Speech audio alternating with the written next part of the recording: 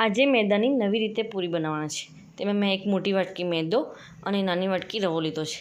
તેમાં હળદર અને મીઠું નાખ્યું છે અને ઘીનું મોયણ નાખ્યું છે અને જોઈતું હોય તેટલું પાણી થોડું થોડું લેવું।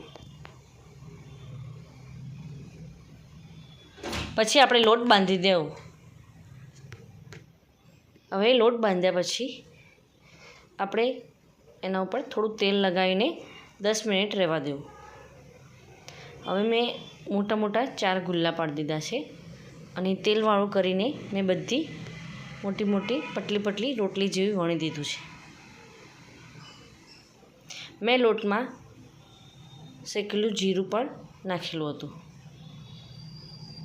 હવે આ 4 રોટલી જે વણી છે તે એકબીજા ઉપર ઘી લગાવીને મૂકી દેવી। એટલે એકના ઉપર ઘી લગાવવાનું, પાછું બીજા ઉપર પણ ઘી લગાવવાનું। આવી રીતે મેં 4 રોટલીનું પડ બનાવ્યું છે।